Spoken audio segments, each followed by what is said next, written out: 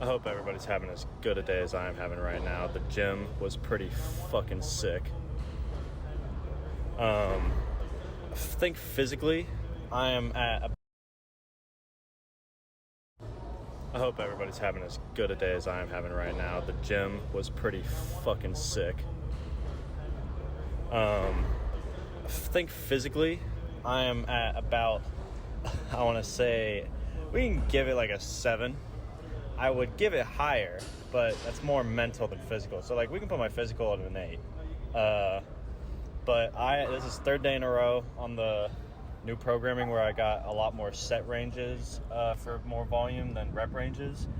And goddamn, my quads are stretched to their thinnest. I'm definitely going to make sure to rest as hard as I can tomorrow.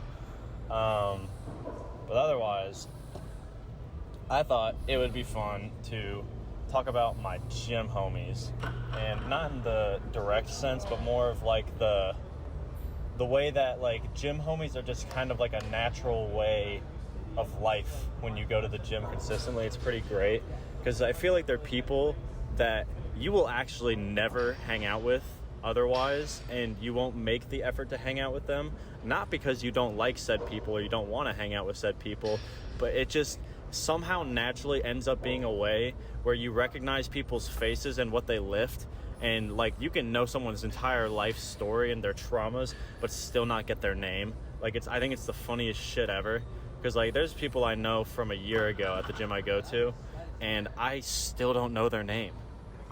They literally like they fled to Cuba, they had some immigration shit happen, they like had all the like they finally made it back. It's crazy, and I don't know who they are personally. When it comes to their written name, I just don't have it.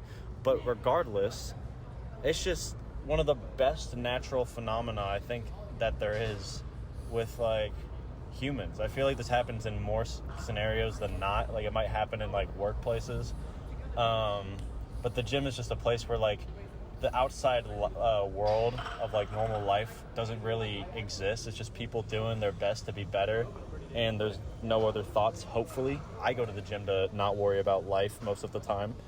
So it's like it's just the best feeling when like even if you're having a bit of a rough day, and like for me especially today, my quads are suffering, and when your quads suffer, especially on a snatch, your chest wants to go forward, so you gotta fight the bar backwards, and it feels like you're doing some trapeze art shit. But I had like one of the biggest guys I know deadlifting like 630 in front of me, and he's like, all right man, let's give it 100%, and I'm over here just doing my triples at 170 for snatch, which I'm always gonna view as like impressive for me, because you know I think the longer you're at the gym, you learn not to compare yourself to others, and you just enjoy the effort that you put in. But you know, he was just like, dude, this is gonna be it, make it better than the last. And I'm like, god damn it, like when you're saying that, I just forget that I have quad pain. You know, I just lift heavy and I go hard as shit, and I'm like, damn, that felt pretty good, you know. Anyway, I do believe that in order to experience this natural miracle, we can call it, you have to slowly obtain a sort of confidence for your own strength or own physique with whatever you're training. You don't have to look crazy. You don't even have to look better than 10% of people. It's just I feel like people will get to the point where they're confident enough to talk to other people in the gym when they've made enough effort themselves and progress themselves that they think that they are impressive not for the sake of comparing to other people, but impressive for the sake of they put in the work and they actually got progress. You know, it's something that's not, you know, I don't think it's talked about enough that like just your own personal effort is definitely enough. You never have to go heavy, or you could go heavy all the time. Just make sure you put your body first and enjoy the lifts that you do. That's what, you know, that's what matters. Do your best.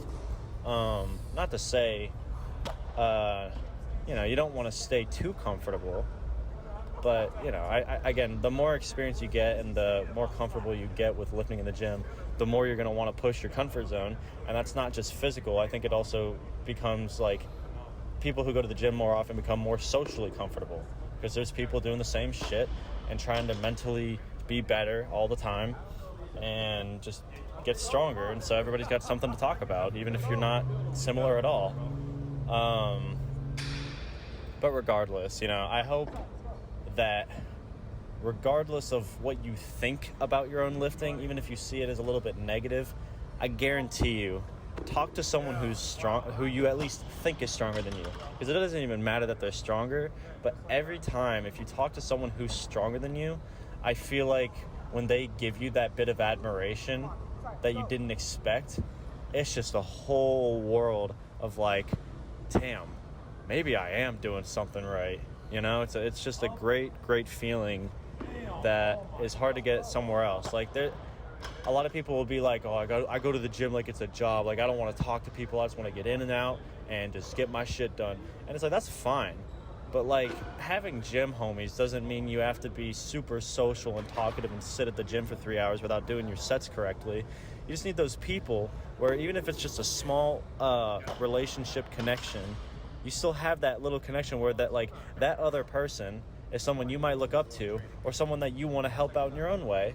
And so you bounce off of each other, you know, you make each other stronger either by being mentored or being the mentee, you know. God, I could go on about it forever. There's always it feels like there's so much to say, but because there's so much, it's hard to put it into words. Because I mean, I feel like some of my closest friends could be gym homies, you know, and I just don't know it because I haven't hung out with them personally yet. So maybe something that I need to work on myself is maybe I should go start inviting some of the gym homies out, you know. Not that that's a weird thing or it's something that people don't do. I feel like a lot of people just end up seeing gym homies at the gym and nowhere else, and then one day they stop going to that gym and you'll just never see them ever again, and you'll just see their lifts on their Instagram. But you know, I guess that's something I can work on myself for today. It's just whoever needs to hear it, just hit them up, you know. What's the worst that can happen? You just, you know, go get lunch with somebody. Go get some ice cream. Fuck it up. You know, have fun. Enjoy yourself a little bit. Me personally, tomorrow's rest day. So, while I will not be here, I will be shoving my face full of pizza and ice cream because, not to sound unoriginal, because that just feels like the go-to fat food combination. That's just what's in the fridge. So I'm gonna indulge and just eat 4,000 calories tomorrow. I don't diet exclusively, but god damn it, not every rest day, but some of those rest days where it feels really deserved, I've been putting in that effort, you know, go eat you some pizza, you know, enjoy it a little bit. Not too much to where you're gonna clog your arteries like mine might be one day because of genetics, but you know, just enough to where you can bounce back and just lift the blood clots out. Anyway, this was kind of just a tangent, but you know, love your gym homies because they love you. That's all I got.